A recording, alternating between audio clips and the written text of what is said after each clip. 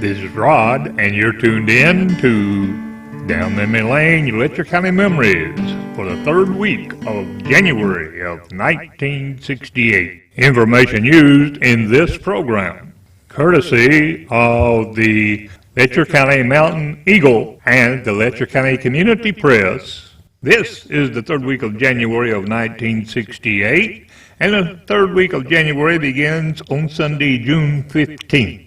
When an Appalachian Regional Commission study by two Washington firms state that tourism is not the answer to Eastern Kentucky's economic problem. They state that tourism would only provide a small seasonal lift to the economy, stating that visitors, investors, and landowners would benefit, that residents would gain little, making a case that it would be a mistake to spend federal funds to develop a recreational industry there, and that, in short, means that the Cloud City project atop Pine Mountain will never be financed, especially by government money.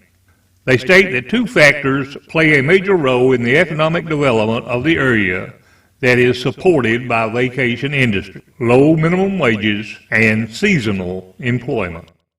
The residents of the Upper Cumberland River area failed this week in trying to obtain better school facility for their area.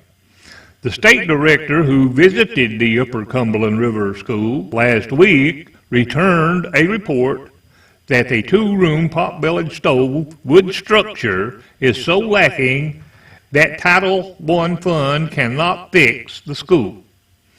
He stated that funds could be spent to transport hot lunches to the school, but no construction funds would be forthcoming from Title I for the facility.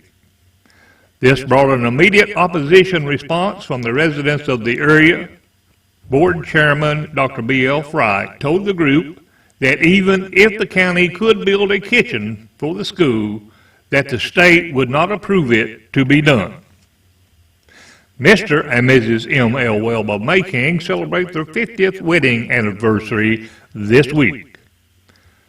The Ellen Webb Circle meets this week at the home of Mrs. Floyd Mercer.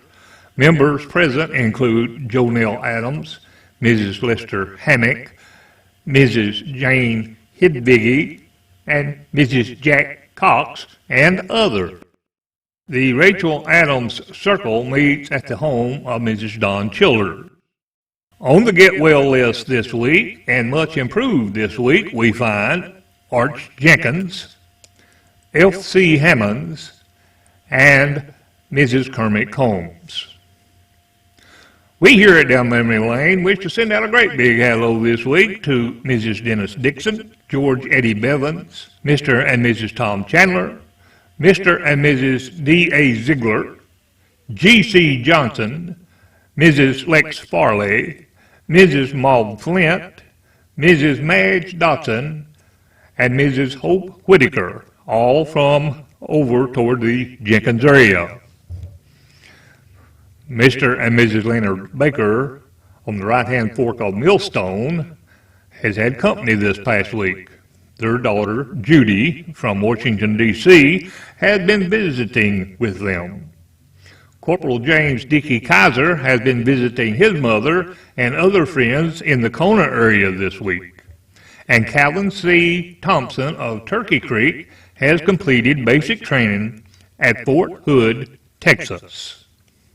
This is Down Memory Lane for the third week of January of 1968, when General Motors this week advertises over 21 different automobile model prices at $2,920 or less.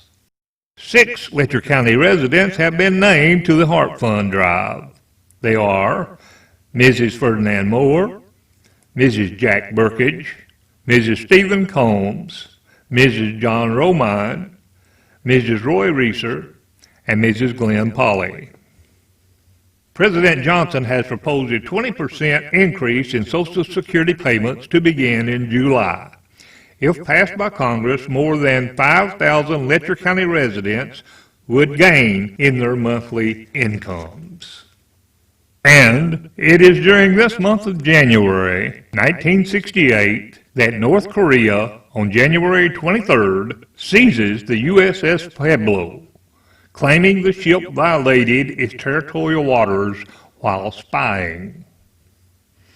On January 30th, in regard to the Vietnam War, the Tet Offensive begins as the Viet Cong forces launch a series of surprise attacks against South Vietnam.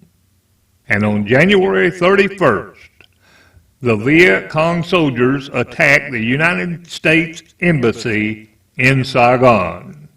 And this is Rod, and this has been your Down Memory Lane program for today.